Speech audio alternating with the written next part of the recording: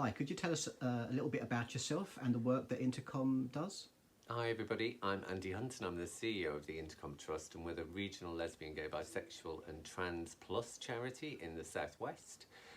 Services we provide are our main services, our helpline and our support service.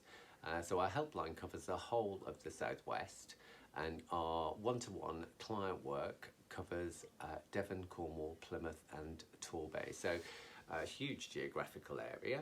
And our LGBT plus practitioners provide our one-to-one support work. We work in a lot of schools and other organisations with clients, and we also work one-to-one with them. We also provide counselling for adults across the area as well. I'm really excited to tell you we've had our busiest year in 25 years in the last year. We've had more clients coming forward than ever before, especially during lockdown. And could you tell us something about the new domestic abuse service? Yeah, we've been really lucky in getting some funding through the Ministry of Justice to work in partnership with TDAS in Torbay and with First Light in Cornwall.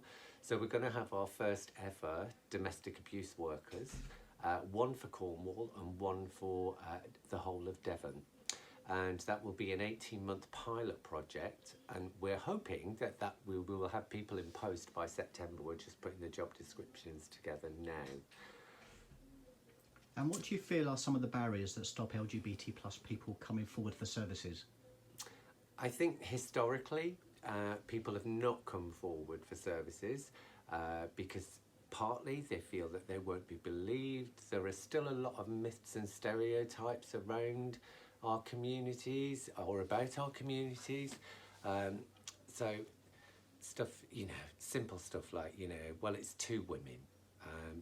That's not domestic violence, or it's two men, that's not domestic violence, it's not domestic abuse. But it is, we know it happens. We, prior to this funding coming along, we've worked with lots and lots of clients over the years around domestic abuse and domestic violence. And finally, it's Pride Month. It is. It's Pride Month. And we, unfortunately, because of COVID restrictions, we've not had a Pride since the beginning of lockdown last year. So we didn't have any Prides last year, and it's really important that Pride events happen. A lot happened online, but it's not quite the same as, getting into, in a march and being part of that.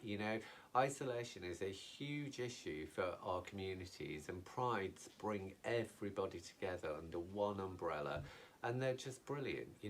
Throughout the Southwest, we call it our Pride season here, because there are about 12 different Prides so far in the Southwest, and I think there are some more planned as well. So happy Pride to everybody. Thank you.